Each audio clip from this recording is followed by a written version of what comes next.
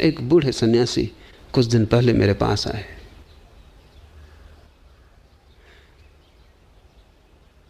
कुछ भी पाने को नहीं है अभी, ऐसी छोटी छोटी मन की सूक्ष्मताओं की झलकें मिली हैं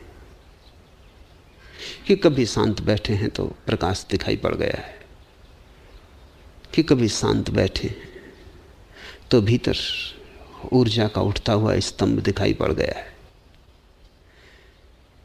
ऐसी छोटी छोटी बातें जिनका कोई बड़ा मूल्य नहीं, जो कि मन के ही खेल हैं, जिनके की पार जाना है, जिनमें उलझे तो कभी भी परमात्मा तक पहुंचा नहीं जा सकता। बड़े परेशान भी थे क्योंकि अब आगे कैसे बढ़ें।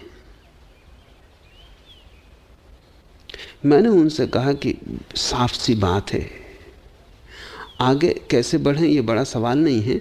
जो आपको अभी तक हुआ है उसको आप पकड़े हैं तो आगे कैसे बढ़ेंगे। जैसे कोई आदमी रास्ते के किनारे लगे एक वृक्ष को पकड़ ले, फिर पूछे कि अब आगे कैसे बढ़ें, इसमें क्या मामला है, इस वृक्ष को छोड़ो, इसको पकड़े हो तो आगे कैसे जाओगे। छोड़ के ही कोई आगे जाता है। एक सीढ़ी छोड़ो तो दूसरी सीढ़ी पे पैर पड़ता है, सीढ़ी पकड़ लो तो आगे पैर पड़ना बंद हो जाता है। अब वो अकड़े हुए, वो कहते हैं कि उनकी कुंडली जग गई। वो अकड़ बता रही है कि वो जो छोटे छोटे अनुभव हुए पकड़ लिए गए। कहते हैं उन्हें नीली ज्योत दिखाई पड़ रही है और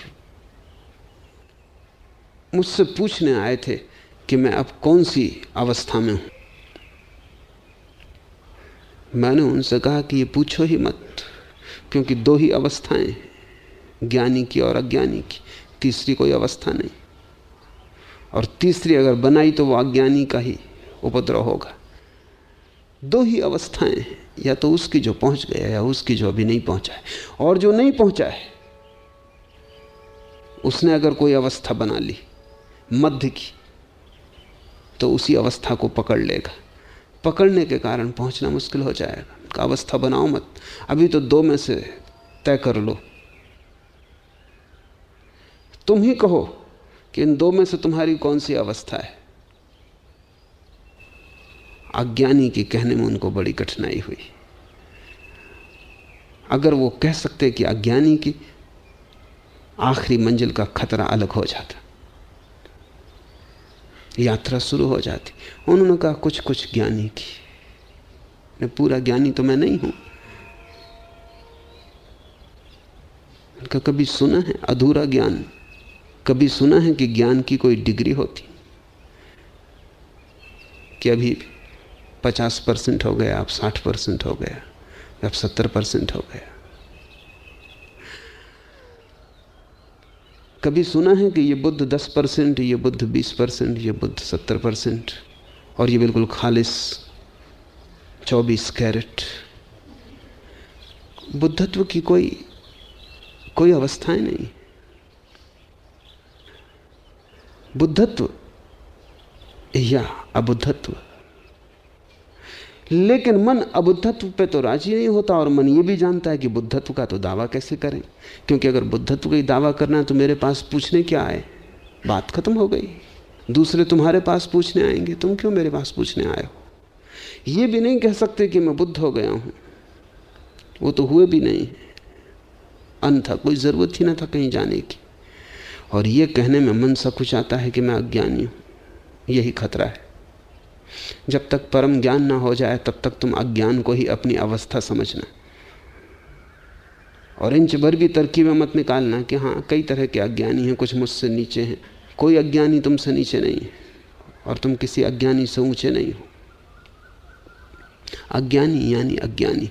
कुछ अज्ञानी धन में खोए होंगे, कुछ अज्ञानी धर्म में खोए हैं, किन्हीं ने तिजोरियां भर ली हैं, किन्हों ने त्याग कर लिया है, किन्हीं के पास सिक्के चांदी के हैं, किन्हीं के पास सिक्के त्याग के, किन्हीं ने उपवास खाते बहियों से भर रखे, त्याग व्रत, और किन्हीं ने कुछ और कूड़ा कबाड़ इकट्ठा कर लिया है। कोई बाहर की रोशनी के लिए दीवाने हैं, किन्हीं ने भीतर की रोशनी को पकड़ रखा है, लेकिन सब अज्ञानी है। बाहर और भीतर से कोई फर्क नहीं पड़ता। ज्ञान की घड़ी के पहले तक, आखिरी क्षण तक तुम अपने को अज्ञानी ही समझना। अगर आखिरी क्षण को आने देना हो, जब तक कि तुम मंदिर में बुला ही ना लिए जाओ भीतर, तब तक तुम अज्ञानी ही बना रहना, तब तक तुम याचक ही रहना, तब तक भिक्षा पात्र को फेंक मत देना, तब तक तुम अपने को विनम्र ही रखना, तब तक जरा भी अहंकार को निर्मित मत होने देना। अगर इस अहंकार को तुम रास्ते पर निर्मित होने दिए तो आखिरी क्षण में यही अहंकार तुम्हें डुबाएगा। यही सांप है जो तुम्हें आखिरी क्षण से लील जाएगा और वापस पहुंचा देगा जहां उसकी पूंछ है। इसे तुम पहले ही क्षण से स्मरण रखना। धर्म को संपदा मत बनाना और अनुभवों को इकट्ठा मत करना। कहना कि सब राह के किनारे की बातें घटती हैं, सामान्य हैं, उन पर ज़्यादा ध्यान मत देना, उनका विचार भी मत करना, उनके साथ अकड़ को मत जोड़ना। अगर तुम पहले से ही होशपूर्वक चले और अंतिम क्षण तक अपने को अज्ञानी ही जाना, तो तुम्हें आखिरी मंजिल के कदम से कोई भी वापस न भेज सकेगा।